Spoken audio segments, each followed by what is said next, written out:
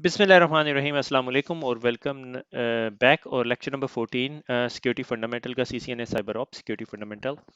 और आज के लेक्चर में जो हम लोगों ने पढ़ना है वो configuration management and vulnerability management. और वल्नरेबिलिटी मैनेजमेंट की डोमेन हम पूरी नहीं करेंगे क्योंकि मेरी कोशिश थी आज के लेक्चर में आपको एक डेमो दे दूं, क्योंकि डेमो जो सा है उस डेमो की मुझे बहुत अरसे से ज़रूरत पड़ रही थी, क्योंकि बहुत सारे लोगों को इंटरव्यूज में पूछा जा रहा था और उन्हें उन्हें आइडिया नहीं था वो प्रोडक्ट कैसे काम करती। तो I am gonna talk about that one today. ठीक है, तो शुरू करते हैं। Configuration management and vulnerability management, इसको हमने पढ़ना है। अभी तक हम IAM सिम पढ़ चुके हैं, एसेट मैनेजमेंट का पता चल गया, एंटरप्राइज मोबिलिटी मैनेजमेंट का पता चल गया, mobile device management, bring your own device और disaster, configuration and change management आज हमने देखना है, और वल्नरेबिलिटी मैनेजमेंट। लास्ट लेक्चर में एक जगह मैं CMDB पढ़ा रहा था और मैंने कह दिया था चेंज मैनेजमेंट डेटाबेस। ठीक है, वो करेक्शन उधर मैंने कर भी दी थी टाइपिंग करके। कॉन्फ़िगरेशन मैनेजमेंट डेटाबेस उसे कहते हैं, change management is a totally different thing. ठीक है, आज हम उसके बारे में क्लियर पढ़ लेंगे। हम देख लेंगे CMDB और चेंज मैनेजमेंट कैसे हैं और किस तरह लाए करते हैं। ठीक है, कॉन्फ़िगरेशन मैनेजमेंट डेटाबेस के अंदर CIs होते हैं। ठीक है, जब मैं डेमो कर रहा था तो उसमें उधर मैंने थोड़ा सा बाद में कहा था, मैं उसे चेंज आइटम कह रहा था, फिर ख्याल आया ये कॉन्फ़िगरेशन आइटम है।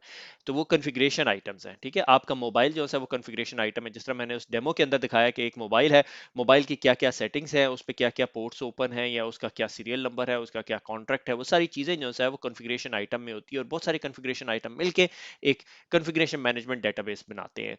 दूसरे अल्फाज में हम उसे ये कह सकते हैं, CMDB हमारी डेटा वेयर हाउस है, जहां पे हमारे IT एसेट्स की इंफॉर्मेशन पड़ी हुई है और उन पे किस किस किस्म की कॉन्फ़िगरेशन हुई हुई है। ठीक है, तो कॉन्फ़िगरेशन एंड चेंज मैनेजमेंट। ठीक है, कॉन्फ़िगरेशन मैनेजमेंट जो सा है वो प्रोडक्ट परफॉर्मेंस से रिलेटेड है। ठीक है, कि फिजिकल एट्रीब्यूट्स क्या है, डिजाइन में रिक्वायरमेंट उसकी किस तरह है, operational information through out it life. ठीक है, कॉन्फ़िगरेशन मैनेजमेंट जो सी है वो स्टोर कॉन्फ़िगरेशन आइटम।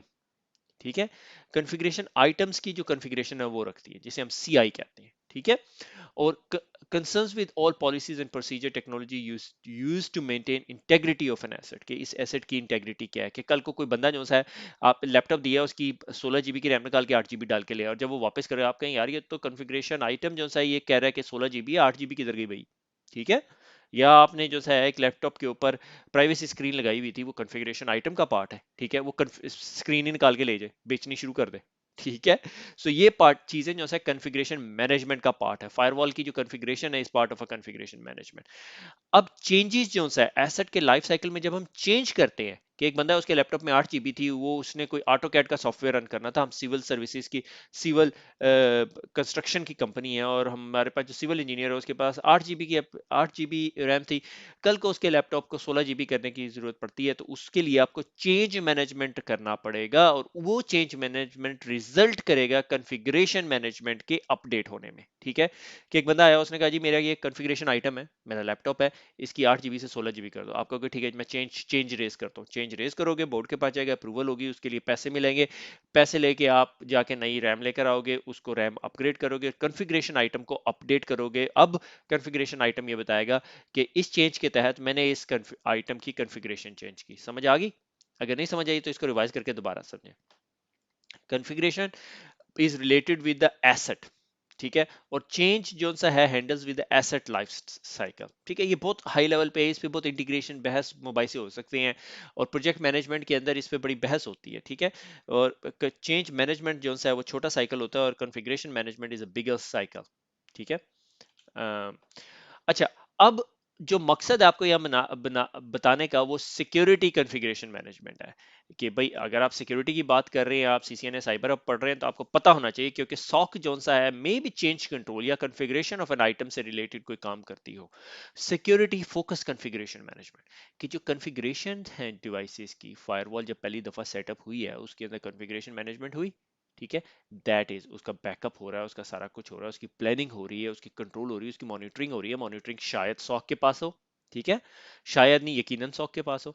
तो identify configuration that impact the security posture of the resource, कि ये जो रिसोर्स है आपका, इंटरनेट आपका एक रिसोर्स है, उसका सिक्योरिटी पोस्चर जो है वो कैसे सेट होगा। ठीक है, उसके लिए जो कॉन्फ़िगरेशन जो फायरवॉल में की जाएगी, I port IP any any खोल दी, तो वो सिक्योरिटी पोस्चर पे रिस्क पड़ गया आपके लिए। ठीक है, इसी तरह consider the security risk before approval of initial configuration, के सिक्योरिटी रिस्क जो सा है कि अगर आप इनिशियल कॉन्फ़िगरेशन कर रहे हैं, आपने फायरवॉल लेकर आए, आपने नई फायरवॉल लगाई, तो इनिशियल कॉन्फ़िगरेशन कर रहे हैं आप इसके अंदर, ठीक है, वो सिक्योरिटी कॉन्फ़िगरेशन मैनेजमेंट का पार्ट होगी। ठीक है, अब ये आपकी बुक बताती है सिक्योरिटी कॉन्फ़िगरेशन मैनेजमेंट के 4 फेजेस हैं, आप इसको जिस तरह मर्जी तोड़ मोड़ के कर ले, आप इसके 5 भी बना सकते हैं, 6 भी बना सकते हैं, 12। ठीक है, बीइंग CCNA साइबर ऑप, आपको इन 4 फेजेस का पता होना चाहिए। Planning, establish a company wide security configuration management, policy बनाए, बोर्ड अप्रूवल है, ठीक है, प्लानिंग होगी, ठीक है, हायर लेवल अप्रूवल होगी, develop a policy procedure training, approve IT product tools और क्रिएट अ बोर्ड, ठीक है, कि कॉन्फ़िगरेशन मैनेजमेंट को मेंटेन करता है। Identify implement the configuration, establish a secure configuration, implement a secure configuration, कि ये सिक्योर कॉन्फ़िगरेशन है, ये ऐसे इंप्लीमेंट होगी। कंट्रोलिंग द कॉन्फ़िगरेशन चेंज, जो चेंज मैनेजमेंट आ गया, ये अब देखें, अब कॉन्फ़िगरेशन मैनेजमेंट का एक पार्ट है चेंज मैनेजमेंट, ठीक है। Implement access restriction for the changes, के चेंजेस कौन कौन कर सकता है, कब कर सकता है, कैसे कर सकता है, उसको कहां से अप्रूव करना है, चेंज कंट्रोल प्रोसेस क्या है, सिक्योरिटी इंपैक्ट असेसमेंट क्या है, ठीक है, कुछ कंपनी सिक्योरिटी इंपैक्ट असेसमेंट भी करती हैं। और उसके बाद मॉनिटरिंग, कि accessing the report, implement the monitoring tool, के कॉन्फ़िगरेशन चेंज तो नहीं है, कल रात को एक कॉन्फ़िगरेशन चेंज हुई, चेंज मैनेजमेंट के बगैर क्यों हुई भाई, ठीक है, ये चीज है। सोलोविंड का NCM एक टूल है, network configuration management, it's a very good tool, ठीक है। अब कॉन्फ़िगरेशन मैनेजमेंट, मगर उसका सब पार्ट जो है चेंज मैनेजमेंट से रिलेटेड है, ठीक है। ये मेरे ख्याल में एनिमेशन होनी चाहिए थी, एक सेकेंड, एनिमेट कर ले इसको जरा, ठीक है। अच्छा, change management, what is change, any modification, अगर कोई चेंज करनी है किसी डिवाइस के अंदर या कोई सेटअप के अंदर, ठीक है, उसको आप चेंज मैनेजमेंट के जरिए हैंडल करेंगे। डिसाइड व्हाट विल चेंज, कि आप कुछ चेंज कर रहे हो, बल्ब लाइट बल्ब चेंज कर रहे हो, चेंज है, ठीक है, फायरवॉल की कॉन्फ़िगरेशन को चेंज कर रहे हो, चेंज मैनेजमेंट प्रोसेस है।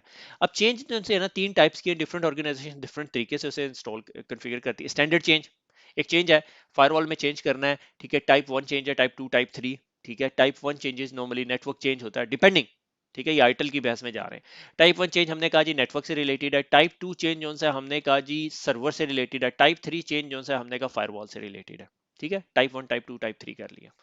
अब जब टाइप 1 चेंज आया, नेटवर्क का चेंज है, टाइप 2 चेंज आया, दूसरा चेंज है टाइप 3 जो सा है फायरवॉल्स का चेंज है। अब टाइप 1 स्टैंडर्ड भी हो सकता है, टाइप 1 इमरजेंसी भी हो सकता है, टाइप 1 नॉर्मल चेंज भी हो सकता है। नॉर्मल और स्टैंडर्ड में क्या फर्क है मुझे नहीं पता ठीक है, बहरहाल डिपेंडिंग अपॉन द ऑर्गेनाइजेशन, ठीक है। नॉर्मल चेंज है, थोड़ा सा फास्ट हो सकता है मे बी।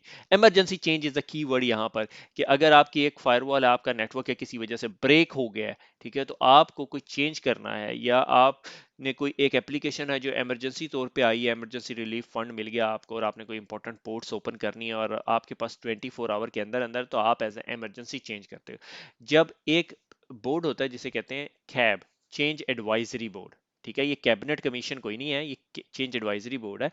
और ये क्या करता है कि अगर आप इसके पास कोई रिक्वेस्ट लेके जाए, तो ये सबसे पहले इमरजेंसी चेंजेस को डिस्कस करता है। इसके पास लाइक डेली भी कन्वीन हो सकता है, वीकली भी कन्वीन हो सकता है, आइडली कुछ कंपनीज में डेली बेसिस पे कन्वीन होता है। और ये कहता है ठीक है, इमरजेंसी चेंजेस के लिए जी पहले 15 मिनट हम इमरजेंसी चेंजेस को अप्रूव करेंगे, वो इमरजेंसी चेंजेस को अप्रूव कर देता है, नॉन इमरजेंसी चेंजेस को बाद में अप्रूव करता है, ठीक है। अच्छा, अब इसके लिए ना, जब भी आपने कोई चेंज करना होता है, आपको एक डॉक्यूमेंट फिल करना होता है, which is called RFC, request for change. Being a CCNA cyber op में भी आपको चेंज रिक्वेस्ट करना पड़े, ठीक है। RFC change request different name है, मगर RFC is a standard name. आप RFC क्रिएट करते हो कि आपने फायरवॉल के अंदर पोर्ट 80 ओपन करनी है सबके लिए। रिकॉर्ड द RFC, कुछ सिस्टम होता है अगर चेंज मैनेजमेंट का, तो उसमें रिकॉर्ड करो, एक्सेल की शीट है तो एक्सेल में।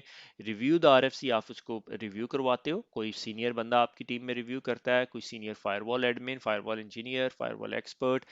Assess and evaluate the change, वो एसेस भी करता है, एवेल्युएट भी करता है, डिपेंड करता है, बोर्ड भी हो सकता है इसके अंदर। Authorise the change and test, वो कहता है अच्छा इसको पहले टेस्ट कर लो, अगर आपके पास लैब इन्वायरमेंट है आप टेस्ट कर लेते हो, अदरवाइज आप ऑथोराइज करते हो कि भाई उसको पोर्ट 80 ओपन करके किसी तरह उसके नीचे फुल ओपन ब्लॉक या कुछ लगा के और आप उसको कर सकते हो, ठीक है। टेस्टिंग के बहुत सारे प्रोसीजर्स, हम उसको डिस्कस नहीं करते। कोऑर्डिनेट द चेंज, अब जिन जिन लोगों को ये चेंज इफेक्ट कर रहा है उन सबको कोऑर्डिनेट करेंगे। Authorise the deployment, deployment authorise जुमे की शाम 7 बजे चेंज होगा, ठीक है। Implement the change, review and close the change. ठीक है, मुझे अच्छी तरह याद है जब हम एनएचएस में होते थे और हमने जब भी थिएटर्स का चेंज करना होता था ना, तो हमारा जो लीड टाइम था वो 4 वीक्स था। अगर आज कोई क्रिटिकल वल्नरेबिलिटी आ गई और मुझे थिएटर्स का पीसी बूट करना पड़ गया, तो मुझे 4 हफ्ते पहले डॉक्टर्स को बताना पड़ेगा, और वो इतना पुशबैक होता था जिसकी हद नहीं, क्योंकि जाहिर है वहाँ ह्यूमन लाइफ भी इम्पेक्टेड होती थी और ये भी होता था, बड़ा मसला मसाइल रहता था। तो डिपेंडिंग, कुछ कंपनीज बड़े क्विक होती हैं on the adoption of change, कुछ कंपनीज आर वेरी स्लो। ठीक है, डिपेंडिंग अपॉन देयर ऑपरेशन। मैं कोई क्रिटिसाइज नहीं कर रहा कंपनीज को, डिपेंड हाउ दे वर्क। ठीक है, अगर एक ऑपरेशंस हैं, लाइक 6 महीने के आगे के तमाम ऑपरेशंस प्लान हुए हुए हैं, और अगर किसी ऑपरेशन को आप 15 मिनट डिले कर देते हैं, तो इट्स अ बिग आस्क। ठीक है, तो अब प्रोजेक्ट मैनेजमेंट वाले जो से हैं, वो चेंज मैनेजमेंट को consider as a part of configuration management, PMIS, project management information system कुछ होता है। ठीक है, ये पीएमपी की वेबसाइट से मैंने उठाया। अच्छा जी, ये आइटल का फ्लो है। ठीक है, कि रिक्वेस्ट फॉर चेंज की, change initiator, raise a change record, document, change detail, एक डॉक्यूमेंट होता है, वर्ड डॉक्यूमेंट हो सकता है। अगर आपके पास एप्लीकेशंस हैं, तो बहुत कंपनीज के अंदर एप्लीकेशन है। मैं एनएचएस में जब काम करता था, तो हम लोगों ने चेंज मैनेजमेंट जो पेपर बेस्ड था उसको एक एप्लीकेशन पे लेकर, it was a very very painful process but eventually it worked. ठीक है, assess and authorise change advisory board, build change initiator builder, test किया आपने, स्केड्यूल, गो नो गो, यहाँ पे आपने डिसाइड करना है कि यार ये जो चेंज है इज स्टेबल एनफ। इम्प्लीमेंट किया, इम्प्लीमेंट करने के बाद रिव्यू किया, सर्विस डेस्क पे जो टिकट था उसको क्लोज करवाया और क्लोज द चेंज। ठीक है, अच्छा उसके बाद ये यहाँ पर हम लोग, या यहाँ पे अब हम, हार्ड लाइन होगी, कॉन्फ़िगरेशन मैनेजमेंट और चेंज मैनेजमेंट हमें समझ आ गई। ठीक है, अब हम अगले स्टेज की तरफ जा रहे हैं। ठीक है, change management is a process. ठीक है, जो किसी भी कॉन्फ़िगरेशन के लाइफ साइकिल के अंदर आ सकता है। ठीक है, ये कॉन्फ़िगरेशन आइटम के लाइफ साइकिल में आ सकता है, और ये डायग्राम आपने याद रखनी है। ठीक है, कि चेंज मैनेजमेंट और चेंज मैनेजमेंट का जो पेरेंट सबसेट, जिसे change management is a subset of configuration management system. ठीक है, अच्छा आगे चलते हैं। वल्नरेबिलिटी मैनेजमेंट, अब एक नया टॉपिक शुरू हो गया, और ये एक ऐसा टॉपिक है जिस पे मैं बोलना शुरू करूं तो पूरी एक सीरीज बन सकती है, मगर मैं बहुत महदूद रखूंगा क्योंकि इसका डेमो मैंने बनाया हुआ, और ये मैंने टॉपिक कंप्लीट नहीं किया आज के लेक्चर में। ये लास्ट टॉपिक है जो हम डिस्कस कर रहे हैं, मगर मैंने इसको कंप्लीट नहीं किया। उसकी वजह यह है कि वल्नरेबिलिटी मैनेजमेंट में बहुत सारी चीजें ऐसी आती हैं जो मुझे अगले लेक्चर में पढ़ानी पड़ेंगी, और मुझे लगता है मुझे 2 लेक्चर बनाने पड़ेंगे, जिसमें एक में वल्नरेबिलिटी मैनेजमेंट मैं कंप्लीट करूंगा, फिर उससे अगला टॉपिक मेरे ख्याल में हमारे पास है, अल्लाह भला करे, पैच मैनेजमेंट। ठीक है, तो वल्नरेबिलिटी मैनेजमेंट, वल्नरेबिलिटी है क्या चीज? कोई ऐसी चीज that can lead to a risk, जिसकी वजह से कोई रिस्क हो। ठीक है, कि मेरा घर है, उसकी जो पीक बैक की जो विंडो है वो बाहर से खुल जाती है, इज अ वल्नरेबिलिटी। ठीक है, और उसको अगर कोई एक्सप्लो, और वो वल्नरेबिलिटी क्या है, रिस्क है। रिस्क क्या है कि घर में चोरी हो सकती है। अब इसका फिक्स क्या है? इसका फिक्स ये है कि इसको पैच किया जाए कि बाहर से खुल ना सके वो विंडो।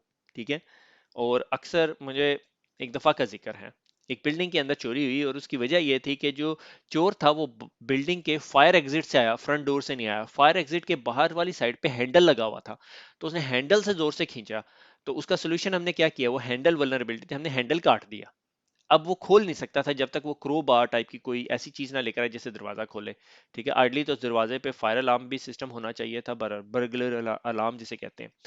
तो वल्नरेबिलिटी मैनेजमेंट एक प्रोसेस है। ठीक है, आपने वल्नरेबिलिटी आइडेंटिफाई की। ठीक है, वल्नरेबिलिटी क्या जी, ऑपरेटिंग सिस्टम में वल्नरेबिलिटी आई, माइक्रोसॉफ्ट के पैच ट्यूसडे का आप सबको पता है। ठीक है, या जिस तरह आज सुबह या कल 2 दिन पहले जो है ड्रूपल के अंदर एक क्रिटिकल वल्नरेबिलिटी आई, ये वल्नरेबिलिटी आइडेंटिफिकेशन होगी कि वल्नरेबिलिटी आई, आपने उसे देखा, आपने कहा अच्छा अब मैं ये चेक करूं हमारी कंपनी में ड्रूपल कितनी जगह यूज होता है। अगर आपकी कंपनी में ड्रूपल यूज होता है, तो आप एक टिकट रेस कर देंगे सिक्योरिटी ऑपरेशन सेंटर, डिपेंडिंग अगर ये सॉक ऑपरेशन है, और फिर वल्नरेबिलिटी जिस टीम ने पैचिंग करनी होगी वो एनालाइज करेगी और प्रायोरिटाइज करेगी, और फिर वल्नरेबिलिटी को रेमेडिएट कर दिया जाएगा। ठीक है, ये 3 प्रोसेसेस होते हैं, आइडेंटिफिकेशन, एनालिसिस एंड रेमेडिएशन। ठीक है, अब आइडेंटिफिकेशन के बहुत सारे तरीकेकार है। एक प्रोसेस सिक्योरिटी ऑपरेशन सेंटर में होता है कि भाई जो 4-5 थ्रेट फीड्स है ना, वो उनके पास आ रही होती है, वल्नरेबिलिटी फीड में थ्रेट फीड कह रहा हूँ, वल्नरेबिलिटी फीड्स आ रही होती है। कुछ जो प्रोएक्टिव सॉक्स हैं वो तो हमेशा डार्क वेब पे एनालाइज भी कर रही होती हैं क्या कुछ हो रहा है। ठीक है, कुछ सिक्योरिटी ऑपरेशन सेंटर जो है वल्नरेबिलिटी स्कैन रन कर रहे होते हैं। ठीक है, उनके पास पूरी ऑर्गेनाइजेशन के डिवाइसेस को स्कैन करते हैं और उनके पास एक रिपोर्ट आ जाती है। उसके लिए बहुत सारे टूल्स अवेलेबल है मार्केट के अंदर। ठीक है, ये वल्नरेबिलिटी आइडेंटिफिकेशन का प्रोसेस है, हम इस पार्ट को बात कर रहे हैं, क्योंकि जब तक आपको ये नहीं पता चलेगा कि आपने क्या आइडेंटिफाई किया है, आपकी सबसे बड़ी प्रॉब्लम यह है कि आपको पता ही नहीं चलेगा कि चोरी हो गई, नहीं हुई, या क्या हुआ। Identification of vulnerability is a key thing, कि जब तक मुझे ये नहीं पता चलेगा मेरी खिड़की बाहर से खुल सकती है, मैं आराम से सोऊंगा, आराम से 15 दिन के हॉलीडेज पे जाऊंगा, कोई मसला नहीं है। ठीक है, जिस दिन मुझे पता चल गया उस दिन फिर मुझे टेंशन होगी, और उस वल्नरेबिलिटी का मालूम होना इज अ इंपॉर्टेंट थिंग। ठीक है, अब की parts of identification of vulnerability ये है कि security professional have to know this concept. आप एज अ सिक्योरिटी प्रोफेशनल, आपको पता होना चाहिए मेरी कंपनीज के अंदर वल्नरेबिलिटीज कहाँ कहाँ हैं। ठीक है, अगर आपके पास एक डीएमसी में सर्वर पड़ा हुआ है जो 4 साल से पैच नहीं हुआ, तो आपको नींद नहीं आनी चाहिए। ठीक है, each vendor have their own ways of identifying it. अच्छा, अब ये वेंडर साइड पर आ गए। ठीक है, अगर मैं माइक्रोसॉफ्ट हूं तो मुझे फाइंड आउट करने का डिफरेंट तरीका है। अगर उर्दू आईटी अकेडमी कल को एक एप्लीकेशन बनानी शुरू कर दे, तो माइक उर्दू आईटी अकेडमी क्या करेगी, एक बाउंटी हंटिंग प्रोग्राम कर देगी, या सिक्योरिटी ऑर्गेनाइजेशंस या सिक्योरिटी रिसर्चर्स या यूनिवर्सिटीज के साथ इंटरेक्शन करेगी, यार आपके जो बच्चे हैं या जो स्टूडेंट हैं उन्हें कहो कि हमें हमारी वल्नरेबिलिटीज आइडेंटिफाई करो। अगर छोटी वल्नरेबिलिटी होगी तो हम पैसे देंगे, गिफ्ट देंगे। अगर बड़ी वल्नरेबिलिटी आइडेंटिफाई करेंगे तो हम उन्हें पैसे भी देंगे। ठीक है, जैसे पेपॉल, फेसबुक और बड़ी कंपनीज है। जब वो आइडेंटिफाई कर लेते हैं वल्नरेबिलिटी, ठीक है, तो उसके बाद वो सीवी, कॉमन वल्नरेबिलिटी एक्सप्लॉइट, माइटर से डिक्शनरी ऑफ वल्नरेबिलिटीज के अंदर अपना एक नंबर ले लेते हैं। ठीक है, ये हम डिस्कस कर चुके हैं। और फिर वेंडर जो है वल्नरेबिलिटी अनाउंस करता है, जिसे हम सिक्योरिटी एडवाइजरी कहते हैं। ठीक है, और सिक्योरिटी एडवाइजरी क्या करती है, वो बताती है हाँ जी ये वल्नरेबिलिटी जो सी है अवेलेबल है, हमारी ये प्रोडक्ट वल्नरेबल है। ठीक है, और सिस्को की भी अपनी एक वल्नरेबिलिटी या सिक्योरिटी एडवाइजरी है। ठीक है, और कुछ वेंडर जो से आपको एपीआई फीड्स भी दे रहे होते हैं। ठीक है, सिस्को का ये जो ओवल सिक्योरिटी रिपोजिटरी है, ये एक पूरी की पूरी रजिस्टर बैंक है of all the vulnerability, not Cisco related, other products related भी है। ठीक है, एक सेकंड में इसे पॉज करके जरा वापस। अच्छा जी, वेलकम बैक। और जी जनाबे वाला, जिसमें वल्नरेबिलिटी की बात कर रहा था, ये ओवल को हम बाद में डिस्कस करेंगे। ठीक है, ये ओवन ओवल जो सा ओपन वल्नरेबिलिटी असेसमेंट लैंग्वेज है। ठीक है, कि ओवल जो सा है ये डिफरेंट किस्म की जो फीड्स आपके पास आ रही होती हैं कि किस किस्म की वल्नरेबिलिटीज आ गई हैं, आप इससे उसे रीड कर सकते हो। ठीक है, एक लैंग्वेज है, फ्रेमवर्क आप कह सकते हो। उसका ऑपोजिट एक और फ्रेमवर्क है, सीसीवीआरएफ। ठीक है, तो ओवल जो सा है, हाउ ओवल वर्क्स, वो डिफरेंट डिबेट बहस आ जाएगी। ठीक है, एक सेकंड में वो भी खोल ले, तो मेरे ख्याल में एक इधर यहाँ पे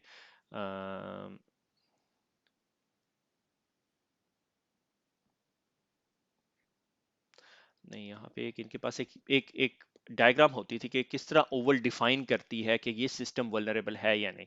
ठीक है, ये देख, how to assess and report upon the machine state of computer system. ठीक है, एनकोड द डिटेल्स, कि किस तरह आप डिफाइन करेंगे। ठीक है, वल्नरेबिलिटी स्कैनिंग टूल्स जो से ये करते हैं, और ये सीआईएस से स्पॉन्सर्ड है, अगर आपको सीआईएस का अंदाजा हो, अगर नहीं है फिर भी कोई मसले की बात नहीं है।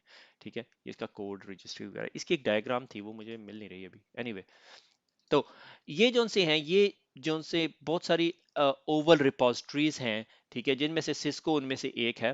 ठीक है, अगर आप सिस्को पे क्लिक करते हैं तो ये सिस्को की देखिए तमाम सिस्को की वल्नरेबिलिटीज है। मैं कहता हूँ यार मैं सिस्को की वल्नरेबिलिटीज में इंटरेस्टेड नहीं, मैं नॉन सिस्को प्रोडक्ट्स में इंटरेस्टेड हूँ। तो ये देखें जी, नॉन सिस्को प्रोडक्ट्स, ये कल जोन सा है एनसिल client request processing arbitrary code है। ठीक है, और उसकी सीवीई ये है, और उसका वर्जन ये है। ठीक है, और आप उसको डिटेल में देख सकते हो, फिर रीड मोर करेंगे। ये रिपोजिटरीज हैं। ठीक है, लाइक ये क्रिटिकल आई है। ठीक है, ये क्रिटिकल वल्नरेबिलिटी 25 अप्रैल की है, यानी अगर आप ये सारी की सारी फीड ले रहे हैं तो आपको सारा पता होना चाहिए। ये बेस टेम्पोरल हम अगले लेक्चर में पढ़ेंगे, ये बहुत इंटरेस्टिंग कॉन्सेप्ट्स हैं। ठीक है, ये वल्नरेबिलिटी है, ये इसकी समरी है, एनालिसिस है, सेफ गार्ड इसके अगेंस्ट कैसे करना है, वेंडर अनाउंसमेंट के वेंडर ने क्या कहा है। ठीक है, तो आपको ये वेंडर की वेबसाइट पे भी ले जाएगा। ठीक है, एग्री एंड प्रोसीड क्लोज। ठीक है, ये पिवोटल कोई टूल है, कोई पिवोटल डॉट आईओ है क्या चीज़ वैसे, by the way, feature gets build, कोई टूल है, मुझे नहीं पता क्या है।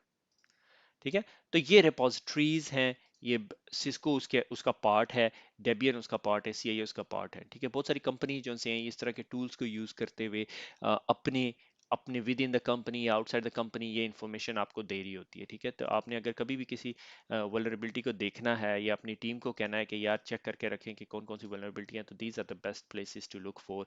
कि रोज आपकी जो सिक्योरिटी ऑपरेशन सेंटर जो है तमाम डिवाइसेस को लिस्ट को देखेगा कितनी पब्लिश हुई है, वो तमाम की तमाम पे नजर डाल लेगा। ये सिस्को की पब्लिश हुई हुई है, नॉन सिस्को की है। कुछ लोग यूके सर्ट पे, यूएस सर्ट के ऊपर जाते हैं। ठीक है, कुछ जापानीज सर्ट्स भी है, डेबियन है, रेड हैट है। ठीक है, सुजन सिक्योरिटी डेटाबेस भी है। ये लो ओवल 5.0, ये मुझे नहीं पता क्या कह रहा है, ठीक है, मैंने कभी इसको नहीं देखा। एनीवे तो ये आपके पास जो सा है डिटेल्स लिस्ट और कंटेंट्स ऑफ लेटेस्ट वल्नरेबिलिटी आपको ला के देता है। ठीक हो गया। अच्छा वापस चलते हैं अपने लेक्चर की तरफ। तो ये तो कॉन्सेप्ट था कि open vulnerability and like vendor provide an API fee, ठीक है, और उसके लिए जो सा है कि कौन कौन सी वल्नरेबिलिटी अवेलेबल है मार्केट में और किस तरह आपने अपने सिस्टम को टेस्ट करना है अगेंस्ट दोज वल्नरेबिलिटी। उसके लिए डिफरेंट फ्रेमवर्क्स हैं, ओवल और CCVRF यूज होता है, ओवल मोस्ट कॉमनली यूज होता है, ठीक है। मगर ये तो होगी थ्योरेटिकल कॉन्सेप्ट्स, ठीक है ना। अब प्रैक्टिकल कॉन्सेप्ट क्या है कि वल्नरेबिलिटी मैनेजमेंट कैसे करनी है, कि मुझे पता कैसे चलेगा कि मेरा ये सिस्टम वल्नरेबल है अगेंस्ट सम अटैक, ठीक है।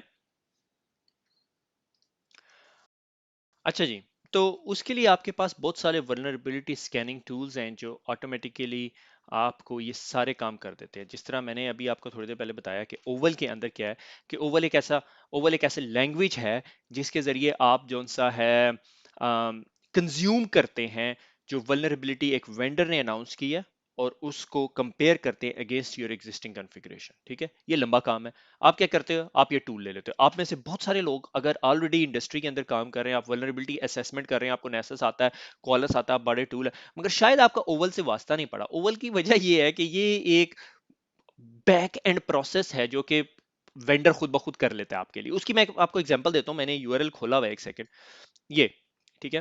जैसा मैंने आपको पहले बताया कि Oval is a information security community effort कि स्टैंडर्डाइज किया जाए कि जिस तरह प्रेजेंट करते हैं यार ये होगा किस तरह, ठीक है।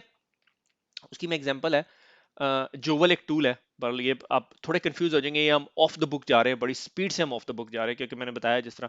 तो ओवल प्रोसेस क्या है, सिक्योरिटी ऑटोमेशन, ठीक है। कि इंपॉर्टेंस ऑफ सिक्योरिटी ऑटोमेशन ये है कि आपको पता चला कि ये एक वल्नरेबिलिटी आई सिस्को की प्रोडक्ट में, और आपका जो सा है आपने ओवल लैंग्वेज एक आपको XML फॉर्मेट की फाइल देता है, ठीक है। आपको XML फॉर्मेट की फाइल मिली, आपने ये सिस्को ने प्रोड्यूस की, सिस्को देगा आपको, ठीक है, सिस्को पार्टनर है उसका। सिस्को ने कहा हमारे तमाम सिस्को के राउटर्स में ये वल्नरेबिलिटी आई है और ये हमारी XML फाइल है, इस वल्नरेबिलिटी को ऐसे टेस्ट करना है, ठीक है। ऐसे टेस्ट करना है, कैसे करना है, शो वर्जन की कमांड करनी है या शो टेक की कमांड करनी है, जो आपके पास आउटपुट आएगी आपने कंपेयर करना है, अगर ओएस का वर्जन ये है तो ये आपके डिवाइस वल्नरेबल है। सिंपल, ये बहुत क्लोजर व्यू है, ठीक है। अब होगा क्या, ये मल्टीपल लैंग्वेज है, ओवल, XFF, ओसिल, AI, ARF, ठीक है। तो लैंग्वेजेस है एन्यूमरेशन, लाइक शुमार करना है को हम कहते हैं, जिस तरह हमने अपने काउंट किया, ठीक है, और मैट्रिक्स, ठीक है, CVSS, ये हमारे अगले टॉपिक है। अब होता क्या है कि जब वल्नरेबिलिटी अनाउंस हो जाती है बाय द वेंडर, आइडेंटिफाई आपकी जिम्मेदारी ये होती है, आप आइडेंटिफाई करते हो affected devices, identify the work around क्या है, आइडेंटिफाई द पैच क्या है कि उसने कहा नया ऑपरेटिंग सिस्टम दे दो, आपने पैच टेस्ट किया और इंप्लीमेंट कर दिया, ये स्टैंडर्ड है, ठीक है।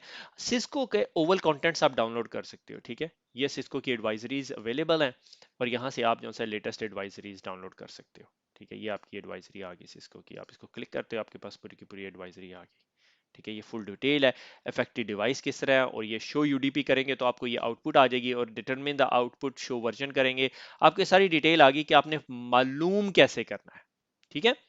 अच्छा अब वापस जाते हैं। तो अगर आपने ये ओवल को तजर्बा करना है तो आपने करना कैसे है कि ओवल के अंदर ना वल्नरेबिलिटी, कंप्लायंस, इन्वेंट्री, पैचेस, ये सारी इंफॉर्मेशन होती है। ओवल डेफिनेशन एक फाइल होती है जो XML फॉर्मेट के अंदर आपको मिलती है, ठीक है। सिस्को देगी आपको अपनी प्रोडक्ट से रिलेटेड, मेरे ख्याल में थर्ड पार्टी प्रोडक्ट्स के लिए भी देगी। Before oval definition are XML file, ठीक है। अब आपने क्या करना है, before you begin prerequisite ये है कि जोवल, ये जो सॉफ्टवेयर है ये आपने अपने पास इंस्टॉल करना है, ठीक है। ये एक मुश्किल काम है, मैं इसका आसान तरीकाकार भी बताऊंगा, ठीक है। तो जोवल आपने अपने पास इंस्टॉल कर लिया, मगर it's good for you to learn it, okay. तो अगर आप कंपोनेंट्स यूज किया, शो वर्जन करेंगे, आपको आपके राउटर का पता चल गया, ये 2800 सीरीज का राउटर है, इसमें iOS वर्जन ये चल रहा है, ठीक है। नेटवर्क टोपोलॉजी ये है host with the Oval scanner, जिसमें आपने जोवल रखा हुआ है, और ये आपका राउटर है, आप उसके साथ टेलनेट हो सकते हैं। ये जोवल आपने इंस्टॉल किया, -H किया, तो हेल्प की कमांड से ये आपको दिखाना शुरू कर देगा क्या कुछ आप कर सकते हो, ठीक है। मगर असल में आपने कमांड क्या रन करनी है कि जोवल प्लग इन रिमोट डेफिनेशन, ये सिस्को की XML फाइल है, इसको रन कर दे। जब वो रन करेगा तो ये भी जो भी रिक्वायरमेंट है वो आपको एंड पे आपको रिजल्ट ला के देगा कि भैया आपके पास जो ये डेफिनेशन मैंने रन किया है उसके मुताबिक आप वल्नरेबल हो, ये रेफरेंस आईडी है, ये सारा कुछ है, ठीक है। ये आपको आउटपुट मिल गई, ठीक है। ये वल्नरेबल नहीं है मेरे ख्याल में, ठीक है। अगर मैं इसे क्विकली रीड करूं, मैंने भी पहले नहीं खोल के देखा। तो ये काम आपको ये जोवल ओवल सारा कुछ कर देता है, ठीक है। ओवल एक कॉमन लैंग्वेज है जो कोई भी वेंडर अपनी वल्नरेबिलिटी को टेस्ट करने के लिए, या हम बड़े इजियर टर्म में कहते हैं कंज्यूम करने की आपको कैपेबिलिटी देता है। यहां तक समझ आ गई? अब इन तमाम चीजों को बंद कर दें, ठीक है।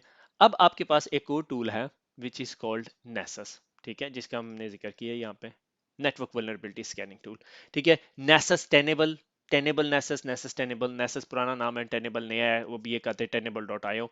रैपिड 7 एक बहुत फेमस टूल है, ठीक है। क्वालिस बहुत फेमस है, फाइनेंशियल इंस्टीट्यूशन में बहुत ज्यादा यूज होता है। जीएफआई सॉफ्टवेयर मुझे नहीं पता कितने लोग यूज करते हैं। रेटिना बियॉन्ड ट्रस्ट का टूल है। आउटपोस्ट 24 और ट्रिप वायर, ठीक है। और भी बहुत सारे टूल है वल्नरेबिलिटी मैनेजमेंट बेल्ट के अंदर, मगर ये मोस्ट कॉमनली है। आप अगर नेसेस की वेबसाइट पे जाएं तो आपको नेसेस का एक टूल मिल जाता है, ठीक है। आप उसको इंस्टॉल करें, आपको होम वर्जन कॉपी मिलती है जिसके मुताबिक आप तकरीबन 16 आईपी एड्रेसेस को स्कैन कर सकते हैं, ठीक है। तो मैंने यहाँ पे एहतियातन 2 या 4 आईपी एड्रेसेस स्कैन किए हैं, मगर मैंने क्रेडेंशियल स्कैन नहीं किए हुए, ठीक है। तो ये आपका नेसस का, नेसस प्रोफेशनल का, मैं टेनेबल आईओ नेसस मैनेजर की बात नहीं कर रहा, ये नेसस बिल्कुल बेसिक लेवल पे जो स्कैनर है ना, जो तकरीबन 1000-2000 पाउंड का मिल जाता है, ये तकरीबन हर पेन टेस्टर की बेल्ट के अंदर होता है ये, हर पेन टेस्टर अपने पास रखता है इसको, ठीक है। ये स्कैन है, आप यहाँ पे न्यू स्कैन का बटन दबाएं, और एडवांस स्कैन का ऑप्शन भी है, क्लाउड ऐप इंफ्रास्ट्रक्चर का स्कैन भी है, बैड लॉक, ये जो वल्नरेबिलिटी आई थी सीवी 2016 के अंदर, ठीक है। शेल शॉक का स्कैन, बेसिक नेटवर्क स्कैन है, इंटरनल पीसीआई नेटवर्क स्कैन के आप पीसीआई से रिलेटेड स्कैन करना चाह रहे हो, इंटेल के जो बाईपास का आया था, होस्ट डिस्कवरी, ड्राउन अटैक का, क्रेडेंशियल पैच ऑडिट अब अगर आप करना चाहते हो, मेलवेयर का कोई स्कैन करना चाहते हो, एमडीएम जो मोबाइल डिवाइस मैनेजमेंट डिवाइस है, मोबाइल डिवाइस स्कैन करना चाहते हो, इसके लिए आपको अपग्रेड लेने पड़ेंगे, ठीक है। शेडो ब्रोकर स्कैन, ये जो वल्नरेबिलिटी शेडो ब्रोकर ने लीक की थी, स्पेक्ट्रम एंड मेल्टडाउन, वाना क्राई का स्कैन, वेब एप्लीकेशन स्कैन, ये सारे किस्म के आप स्कैन कर सकते हो, ठीक है। मगर मुझे आदत है अपनी मर्जी का स्कैन करने की, तो मैंने कहा जी मुझे एडवांस स्कैन चाहिए। एडवांस स्कैन क्या होता है कि आप खुद डिसाइड करो आपने क्या क्या स्कैन करना, तो मैंने कहा जी काशिफ स्कैन, ठीक है। डिस्क्रिप्शन दी, this is a test scan, ठीक है। और माई स्कैन फोल्डर में माई स्कैन में डाल दे, और आपने यहाँ पे आईपी एड्रेस भी दे सकते हो, सबनेट मास्क भी दे सकते हो, डोमेन नेम भी दे सकते हो, कुछ भी दे सकते हो। यहाँ पर एक वार्निंग है, अगर किसी डोमेन को स्कैन करने लगे हो और वो AWS पे है, तो आपको AWS की अप्रूवल चाहिए, ठीक है, और किसी क्लाउड सर्विस प्रोवाइडर पे, अदरवाइज वो आपको ब्लॉक कर देंगे, फिर आपके लिए मसला बन जाएगा, ठीक है। मैं कहता हूँ 192.168.0/24, ठीक है, नेटवर्किंग। आप इसको स्केड्यूल कर सकते हो, आप कहते हो जी मुझे वीकली बेसिस पे इतने बजे जो सा है ये स्कैन होना चाहिए, ठीक है। Sunday Monday Tuesday Wednesday Thursday शाम 5 बजे, शाम 3 बजे स्कैन शुरू हो जाए, ठीक है। नोट नोटिफिकेशन आप चाहते हो कि अगर आपको ईमेल आए, आप ईमेल भी कॉन्फ़िगर कर सकते हो, मगर उसके लिए आपको एसएमटीपी सर्वर कॉन्फ़िगर करना होगा। डिस्कवर, डिस्कवर और डिटेल है कि आपने पिंग करके रिमोट होस्ट को टेस्ट करना है, पिंग आर्प करना है, फास्ट नेटवर्क डिस्कवरी करेंगे तो अवॉइड फॉल्स पॉजिटिव, ठीक है। और scan network printer, scan novel network host, list of MAC addresses, blah blah blah, ठीक है। पोर्ट स्कैनिंग करना चाहते हो, आप कहते हो आप 65,000 पोर्ट स्कैन करना चाहते हो, ये कितनी करना चाहते हो। सर्विस डिस्कवरी के कौन कौन सी सर्विसेज आप डिस्कवर करना चाहते हो। Assessment, overall network accuracy, brute force करना चाहते हो अगर आप, तो ब्रूट फोर्स भी कर सकते हो, ठीक है। Only use credential provided by the user, अगर मैं नहीं करता तो ये लिस्ट ऑफ यूजर्स भी आप दे सकते हो। वेब एप्लीकेशन से रिलेटेड कि अगर आप वेब एप्लीकेशन स्कैन कर रहे हो, विंडोज से रिलेटेड, ठीक है, कि कौन कौन से डोमेन यूजर्स को एन्यूमरेट करना है। मेलवेयर से रिलेटेड कि अगर आप मेलवेयर स्कैन करना चाहते हो। अच्छा, इसके अंदर बहुत इंटरेस्टिंग चीज ये है कि कुछ लोग जो से हैं, जो सिक्योरिटी ऑपरेशन सेंटर जरा सस्ते होते हैं, वो क्या करते हैं, इसको ऑन कर देते हैं, ठीक है। और इसके अंदर जो सा है ना, provide your own list of non good MD5 hashes, और 11 रूल्स ऐड कर सकते हो, ठीक है, जो इंडिकेटर्स ऑफ कंप्रोमाइज के लिए होते हैं। Host file white listing, disable DNS resolution, आप बहुत सारे काम कर सकते हो। आप चाहते हो कि आपको इस ये देखें कि आप ये फाइल आपके नेटवर्क में पड़ी हुई है या नहीं, ठीक है, तो आप ये यहाँ पे बैड फाइल नेम का MD5 ऐड कर सकते हैं आप, ठीक है। तो MD5 हैशेस, जिस तरह आपको से फॉर एग्जांपल कोई latest indicators of compromise, IOC of latest attacks, ठीक है। और यहाँ पे आपको OTX,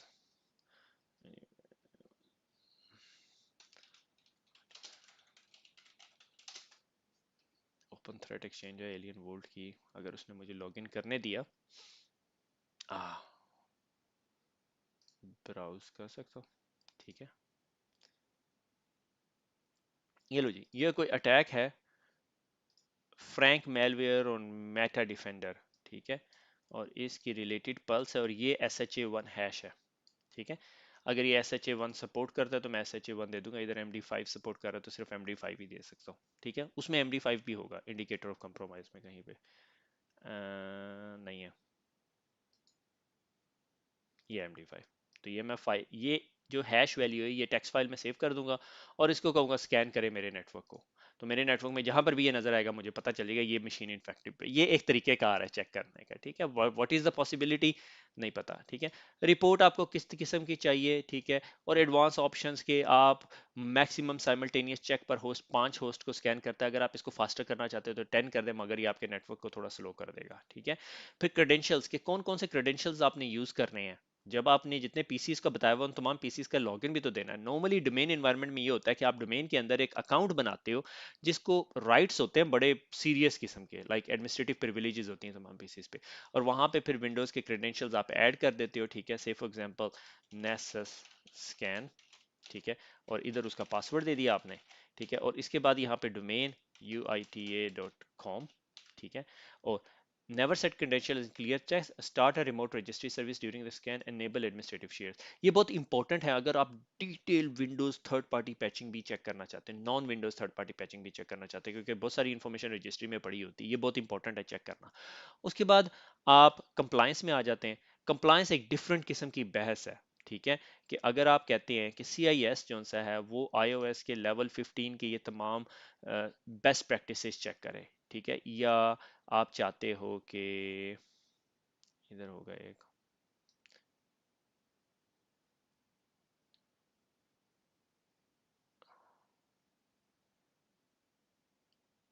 ये माइक्रोसॉफ्ट विंडोज एंटरप्राइज एडिशन, तो ये जो तमाम CIS के चेक्स हैं वो वेरीफाई करेंगे। अब CIS क्या है, ठीक है, ये आपको दिखाना पड़ेगा।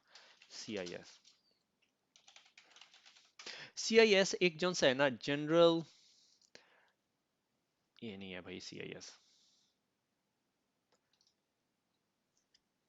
ये CIS centre of internet security, ये क्या करता है, ये बेस्ट प्रैक्टिसेस डिफाइन करता है कि यार अगर आपको से फॉर एग्जांपल आप बीइंग अ सिक्योरिटी प्रोफेशनल आपको चाहिए यार मुझे ये पता चलना चाहिए कि विंडोज को कॉन्फ़िगर करने की बेस्ट प्रैक्टिसेस कौन सी हैं, ठीक है, तो आप इसके पास जाके विंडोज की बेस्ट प्रैक्टिसेस की रिकमेंडेशन ले सकते हैं, ठीक है। एक सेकेंड, या अपाची की, अपाची कहते हैं, ठीक है, अपाची CIS करते हैं, उन्होंने गूगल इससे अच्छा है। Apache CIS security level 1 CIS CIA की लिस्ट में आ गया मैं। बेंचमार्किंग डॉक्यूमेंट, ये नहीं, लेटेस्ट CIS बेंचमार्क डॉक्यूमेंट आ गया, फ्री फॉर एवरीवन, आप यहाँ पे डिटेल देंगे आपको डाउनलोड करने देगा, ठीक है। और नेटवर्क डिवाइसेस से रिलेटेड गूगल डिवाइसेस को कैसे सिक्योर करना है, सिस्को फायरवॉल को कैसे सिक्योर करना है, सारी लिस्ट दे देगा। It's a very helpful resource. तो नेसस क्या कहता है, नेसस कहता है कि मैं ये सारी चीजें मेरे पास भी हैं, ये यहाँ से फीड लेता है और इसको चेक करके दे देगा आपको, ठीक है ना।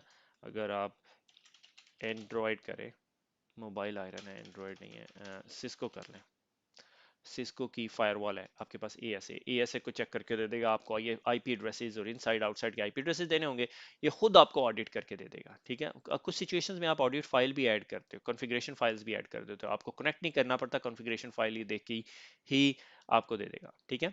ये कंप्लायंस है, मोस्ट कंपनीज करती हैं, कुछ नहीं करती इस कंप्लायंस टेस्ट को। आगे आ जाता है प्लगइन्स, ये प्लगइन्स हैं आपके, ये असल वो रूल्स हैं जो इस कंप्यूटर को कनेक्ट करेंगे, जो भी कंप्यूटर आपने वहां लिस्ट में दिया हुआ है, और उसको जाके रन करेंगे, स्कैन करेंगे, और ये से फॉर एग्जांपल फायरवॉल्स के रिलेटेड ये सारे रूल्स रन करके देखेंगे, ठीक है। ब्लू कोड से रिलेटेड, ठीक है, चेक पॉइंट से रिलेटेड, ठीक है, ये प्लगइन्स हैं सारे के सारे। फायरवॉल डिटेक्शन, कि फायरवॉल को डिटेक्ट करेंगे कि फायरवॉल है या नहीं, remote host is behind the firewall और नॉट, ठीक है। अब इसी तरह इसके अंदर सिस्को के रूल होंगे, वेब सर्वर्स के रूल होंगे, वेब सर्वर्स को कैसे चेक करना है, उसके अंदर मल्टीपल वल्नरेबिलिटीज होंगी।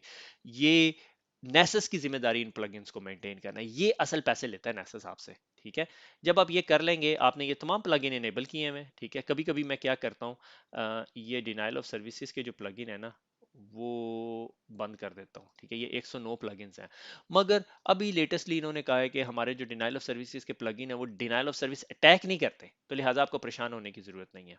ठीक है, और आप इसको सेव कर दें, ये आपकी लिस्ट में आ जाएगा। ठीक है, ये काशिफ स्कैन, मगर ये अभी रन नहीं हुआ क्योंकि मैंने इसको अभी स्केड्यूल दिया वीकली संडे 3 बजे।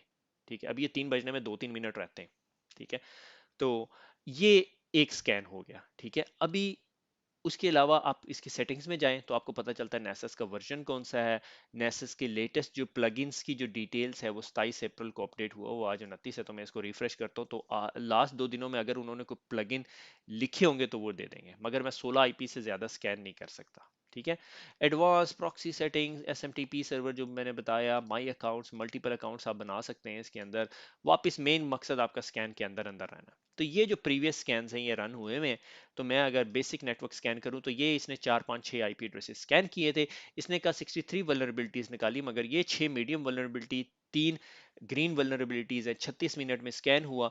ठीक है, अगर मैं इसको क्लिक करूं तो ये जो सा कोई टैंक पीसी था उसका एसएमबी साइनिंग डिसेबल हुई हुई है। ठीक है, SSL certificate can not be trusted, कोई रेड वल्नरेबिलिटी आई नहीं इसके अंदर। ठीक है, एक्चुअली मैं इस पर ट्रस्ट नहीं करता क्योंकि इसका क्रेडेंशियल स्कैन कंप्लीट नहीं हुआ। बहरहाल उस पर बहस करने की जरूरत नहीं है। जिस तरह अगर आप अब आपको ये वल्नरेबिलिटी नजर आती है, आप इसको क्लिक करते हैं तो दिखाता है signing is not required on the remote SMB server and unauthenticated remote attacker can exploit this, कर सकता है। मीडियम वल्नरेबिलिटी है।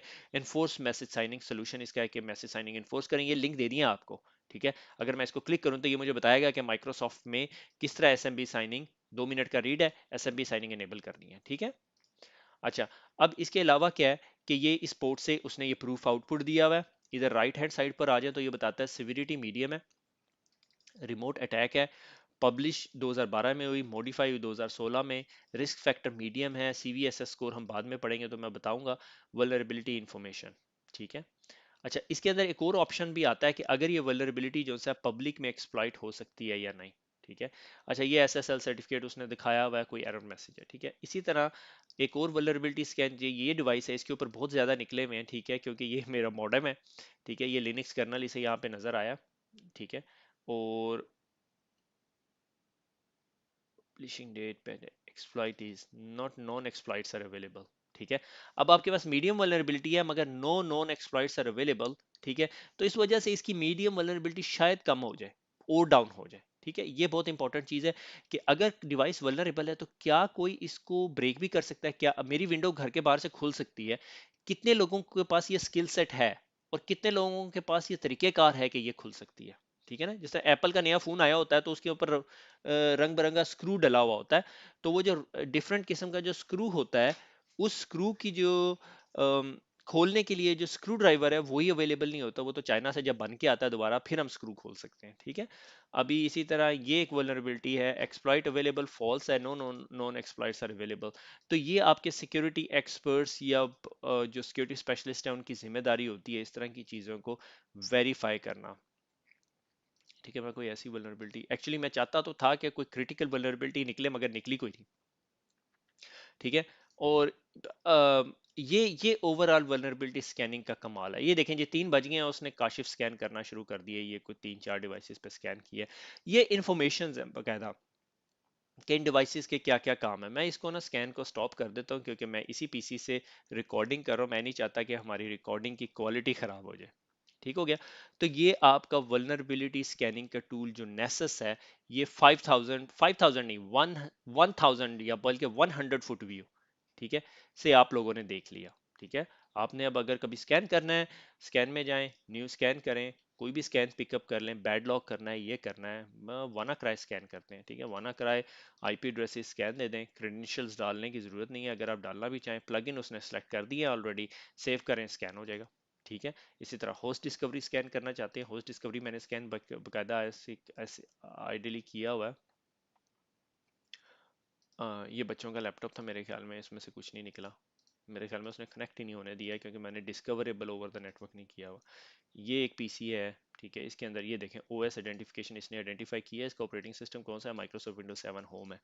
ठीक है, तो और इसके अंदर बहुत सारे और तरीकेकार हैं कि अगर आप इसके अंदर देखना चाहते हैं कि प्लग इन आई डी 21546, ठीक है, कोई प्लग इन आई डी 21546 की आउटपुट क्या थी, ठीक है, क्योंकि जब आप ट्रबल शूटिंग कर रहे होते हैं तो आपको पता होना चाहिए कि अ, आपकी डिवाइस ने जो स्कैन किया है उसमें से आपको कोई इंफॉर्मेशन चाहिए, ठीक है। ये मैंने उसे होल नेटवर्क की स्कैन करने को कहा, तो ये come back with ping the remote host को पिंग किया है और ये उसका मैक एड्रेस वगैरह निकाल के ले आया, ठीक है। ये वल्नरेबिलिटी स्कैनिंग टूल जो सा है ये आपके ये सारे काम करके देता है। फिर इससे एडवांस जो टूल्स होते हैं उसमें आप एजेंट भी इंस्टॉल कर सकते हो, आप मल्टीपल स्कैनर्स भी इंस्टॉल कर सकते हो, यानी आपके पास मल्टीपल स्कैनर्स होते तो यहाँ पे कनेक्ट हो जाते। अगर आपके पास 15 ऑफिस हैं तो 15 ऑफिस के स्कैनर है, मगर आप एक सेंट्रल लोकेशन से उसे मैनेज करते हो, मगर that is a totally different tool. Tenable IO के नाम पे वो टूल यूज होता है। इसी तरह क्वालस के अंदर डिफरेंट टूल है, वो एसेट मैनेजमेंट के भी काम करते हैं और उसके अलावा जो उनसे हैं वल्नरेबिलिटी मैनेजमेंट के भी करते हैं। फिर आप उसके बेस पे टिकट भी लॉक कर सकते हो, टिकटिंग सिस्टम से भी इंटीग्रेशन हो जाती है। फिर रैपिड 7 एक एक्स्ट्रा ऑर्डिनरी चीज देता है कि आपको वल्नरेबिलिटी तो मिल गई है मगर आप उसे एक्सप्लॉइट भी करना चाहते हो, तो रैपिड 7 आपको कैपेबिलिटी देता है आप उस वल्नरेबिलिटी को एक्सप्लॉइट भी कर सकते हो, ठीक है। तो that is a very good option as well, मगर डिपेंड कि आप वाकई रियल सिस्टम को, बेशक रैपिड 7 के एक्सप्लॉइट्स हैं, रैपिड 7 उनको साइन ऑफ भी करती है एक्सप्लॉइट डीबी से निकाल के, फिर भी आप करना चाहते हैं या नहीं, दैट डिपेंड्स कि आप किस किस्म के बिजनेस है और आपके पास ये अप्रूवल भी है या नहीं। तो आप उसे भी टेस्ट कर सकते हो, ठीक है। हर डिफरेंट टूल की डिफरेंट कैपेबिलिटीज है, मगर मेरा पर्सनल फेवरेट टूल इज नेसेस। तो आप अपने तौर पे ट्राई कीजिएगा, सबके ट्रायल चला के देखिएगा, घर के पीसीज पे चला के देखें। That is a very important learning stuff that you have to have in order to be a cyber op guy, ठीक है। तो आप ये कोशिश करें कि ये तमाम टूल जितने यहाँ पे लिस्ट में है एटलीस्ट मिनिमम 2 या 3 का आपके पास एक्सपीरियंस होना चाहिए हैंड्स ऑन। नेसस तो मैंने कवर कर दिया आपका बहुत हद तक, ठीक है। तो लाइव डेमो, ठीक है। और क्विज इंजन पे क्वेश्चन अभी रिसेंटली अपडेट नहीं किए, मगर चलते रहे इंशाल्लाह, अपडेट करते रहेंगे हम लोग। खुश रहें, दुआओं में याद रखिएगा, फिर मुलाकात होगी। अल्लाह हाफ़िज़।